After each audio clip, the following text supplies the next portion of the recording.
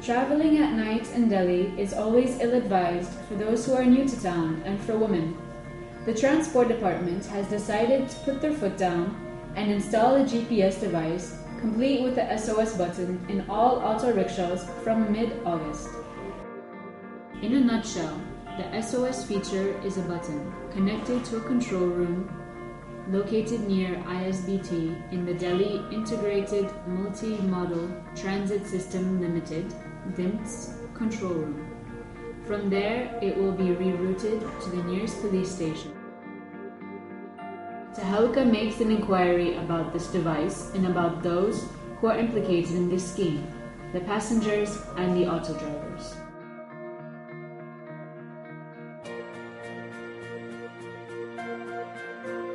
मेरा नाम भागनयन प्रसाद है और मैं लगभग 6-7 साल से मैं ऑटो चला रहा हूँ। मेरा नाम प्रमोद कुमार शर्मा है। मैं 7-8 साल से ऑटो चलाता हूँ। मेरी उम्र 26 साल है। सर मेरा नाम शंकर है और मैं सन 1981 से गाड़ी चला रहा हूँ। मेरी उम्र लगभग 60 साल हो गया है। नाम जोगिंदर महतो है। 40 साल से ऑटो चलाते हैं।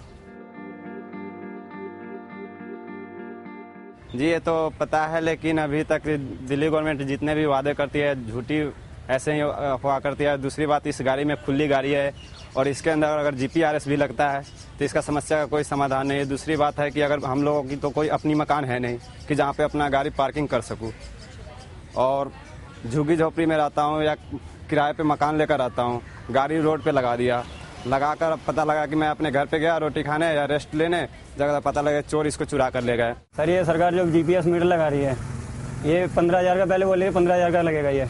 उसके बाद बोला कि 7,000 7,500 रुपये सरकार देगी, 7,500 किस्तों में जाएंगे ये। और इसका जो चार्ज होता है साल का, वो बताया था कि पता नहीं 15 या 20,000 रुपये बताया था साल का खर्चा आएगा इसके अंदर। सर GPS सिस्टम जो है ये बड़ी गाड़ियों के लिए या कारों के लिए, ये 3 व्हीलर के लिए बिल्कुल बेकार है। और जब इसमें एक 100 रुपये का FM चोरी हो जाता है, बैटरी चोरी हो जाती है, टायर चोरी हो जाता है, तो ये GPS को इसको सुरक्षित रह सकता है। चारों ओर से खुली है, ओपन गाड़ी है, इसका बटन कोई भी बच्चा भी दबा देगा और ये मेरे लिहाज से तो ठीक नहीं है। GPS के बारे में अभी साहब हमको जानकारी तो नहीं है कि इससे फायदा होगा कि घाटा होगा, लेकिन सब सरकार को जब उनकी शिला जी को जब दिखाई दे रहा है कि GPS लगाने से हमको फायदा है, तो उससे हमको भी कोई नुकसान नहीं है, हमको कोई आपत्ति नहीं है। वो लगा सकते हैं, बिल्कुल हमको मंजूर है और तमाम हमारे साथियों को मंजूर है।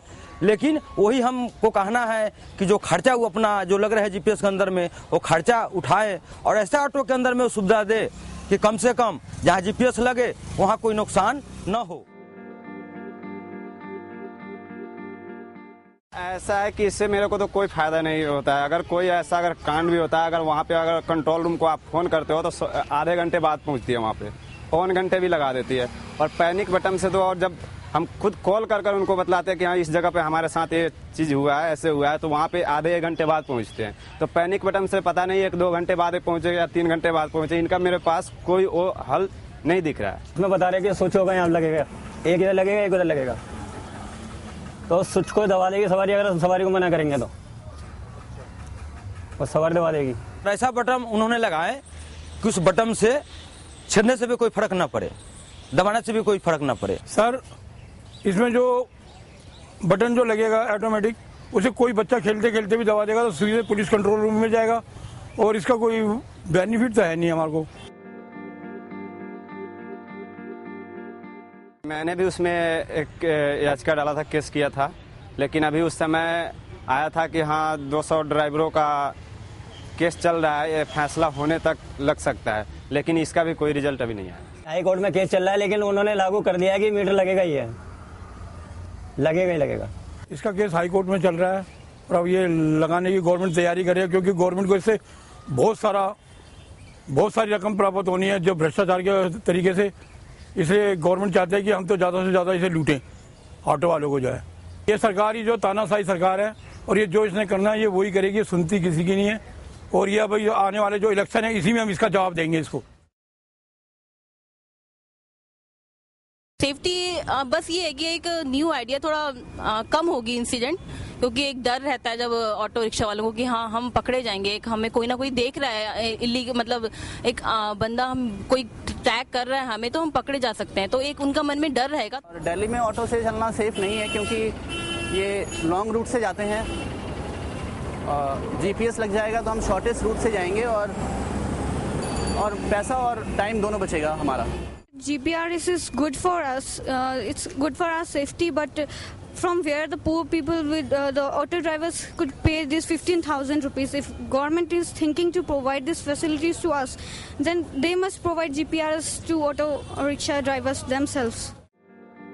First, we speak to Rakesh Agarwal, Secretary of NGO Nyaya Bhumi.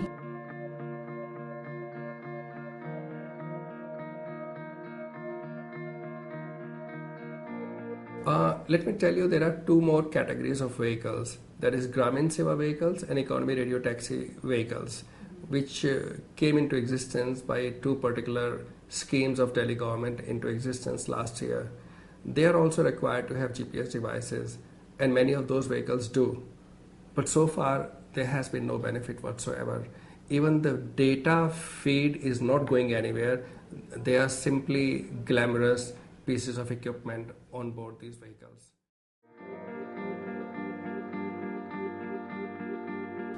DIMS stands for Delhi Integrated Multimodal Transit System Limited. It's a 50-50 joint venture company in partnership with the government of Delhi.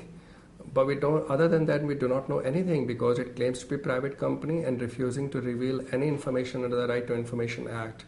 When we successfully brought DIMS under the RTI Act by a decision of the Central Information Commission, they have appealed that decision before the Delhi High Court, and the next date of hearing is coming up soon on the 29th of July.